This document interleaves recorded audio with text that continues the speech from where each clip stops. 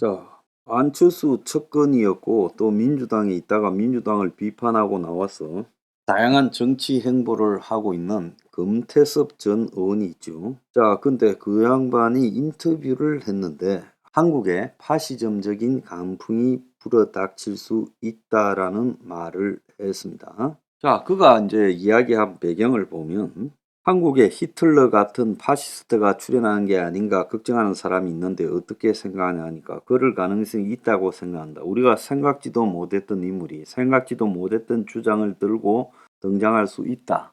그런 파시즘적 광풍이 몰아치면 가장 힘들고 위태로워지는 것이 약자다. 나는 그런 사태가 걱정된다.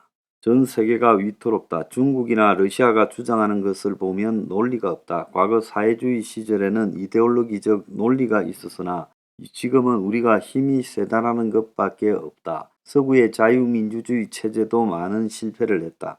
금융위기도 전 세계에 충격을 줬다. 이런 상황에서 우리나라에도 엉뚱한 사람이 튀어나올 수 있고 그쪽으로 확 쏠려갈 가능성이 있다. 이런 말을 했습니다. 자, 금태섭 씨가 이런 부분을 논리적으로는 이야기를 못하고 있어도 뭔가 지금 이 러시아, 중국, 북한 같은 나라도 이제 이 사회주의 이데올로기도 무너져 버린 채 그야말로 이 파워, 폭력적 힘만 가지고 버티고 있고 그다음에 서구 사회도 이 서구 사회의 자유민주주의 그리고 자본주의 이론이 그 이념을 좀 상실해 가고 있는 측면도 있다. 이렇게 이제 표현을 하면서 이런 사회가 급속도로 흔들려 버릴 수 있는 세상을 우려하고 있는 걸로 보여요. 그래서 그런 부분에 대한 금태섭 씨의 우려가 지금 나타나고 있는 걸로 보입니다. 자, 그래서 이게 틀린 말이냐? 저는 맞다고 봅니다. 한국 사회가 지금 한쪽의 친북, 정부, 유사, 이 좌파. 저는 좌파도 못 되고 좌파를 흉내내는 껍데기 이론을 가지고 한국의 민주당과 정의당 같은 세력과 또 다른 스스로 좌파라고 생각하는 사람들이 이 나라를 자기들이 집권해서 방향으로 끌고 가려는데 그런데 거기에 종북과 친북성까지 더 더해지고 또 역사 왜곡까지 더해지고 또 거기에 반일 반미적 성향까지 띄고 친중적 친북적 속성까지 띄면서 아주 복잡한 짬뽕 삼류 이 양아치 이로르기가 되어가고 있다는 겁니다. 참으로 우려스럽지요.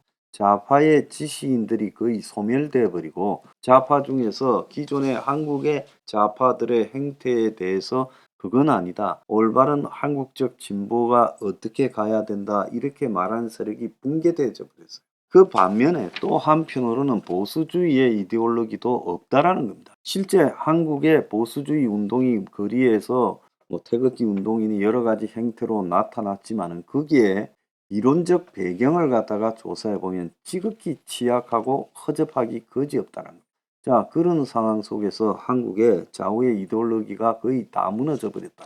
그래서 이데올로기적 배경 자체가 없다. 그냥 굴러오다가 보니까 온 대로 만들어진 내용을 가지고 그것이 마치 이데올로기처럼 포장하고 있다. 그래서 이 사이비 종교가 보면 이 사이비 종교의 교리가 굉장히 허약하지 않습니까? 그래서 교주라는 이 좀 수준이 안 되는 사기꾼이 떠드는 대로 그냥 만들어진 게 이 사이비 종교 이데올로기죠.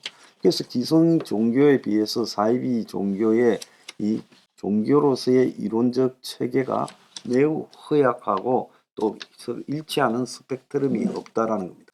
한국의 지금 좌파나 한국의 진보도 마찬가지다. 가치에서의 이미 위기에 직면해 있고 그것이 우리 사회의 보편적 특징하고도 맞지 않는 상황까지 와 있다는 겁니다. 자, 이런 상황에 지금 우리가 어떻게 버틸 수 있겠어요?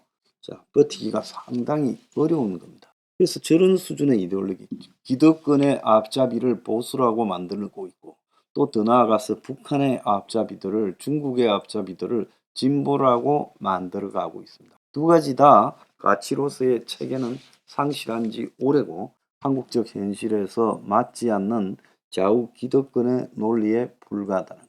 자, 이 속에서요. 지금 중요한 것은 이 파시즘이 올 수 있다라고 한 지금 금태섭의 의견은 매우 의미가 있다고 봅니다. 한국에요. 일단 이 포퓰리즘의 광풍이 불기 시작하면 허접한 한국의 이 좌우 이데올로기는 어느 순간에 완전히 날아가 버리고 포퓰리즘이 주도할 수 있다고 봅니다. 그리고 포퓰리즘은 그 특성상 파시즘적 속성을 가질 수밖에 없는 것이죠. 그래서 우리 혁명 21이 이야기하는 것은 이런 세상이 되기 전에 서포 15조의 논리에 기반해서 합리적인 사회 개조를 이루자. 그래서 이렇게 점진적이고 합리적인 사회 개혁을 추구하는 이런 서민 포퓰리즘의 이데올로기가 받아들여지지 않고 가게 되면 나중에 극단적인 선동이 우리 사회를 지배하고 그 극단적 선동 속에서 기존 허접한 한국의 이론 체계가 허약한 좌우 이데올로기는 다 붕괴가 될 수밖에 없다. 그리고 그 다음에 오는 세상은 파시즘이 될 것이다. 이렇게 생각이 듭니다. 그래서 이런 세상에 대해서 우리가요, 굉장히 경계를 해야 된다. 그런 생각을 하고 있습니다. Revolution 21. Revolution 21. 내 나이 30 월세 30 코인 빚만 300 서울에 온 지 벌써 10년 아둥바둥 버텼지만 여전히 난 반지 하에 제왕 곰팡이 연문제약 내 미래는 깡통망통 완전히 폭망 고시원 창문만큼 작아진 내 꿈 연애 결혼 내 집 모든 게 헛꿈 1년 전 떠난 여친 울며 말했지 같이 써봤자 평생 가본 게 꼭꼭꼬라지 Revolution 21. 가발 후스 700 나도 소유주 Revolution 21.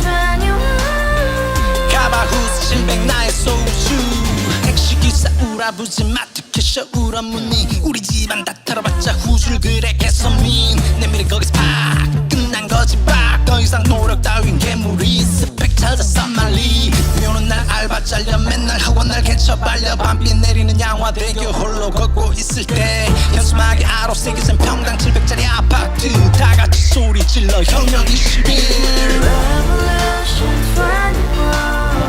21. 가발 후스 700 나도 소유주 Revolution 21.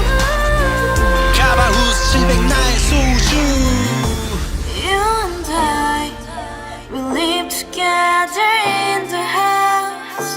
Brand new day, and your dream had just begun. Yeah. Revolution 21, only open happiness.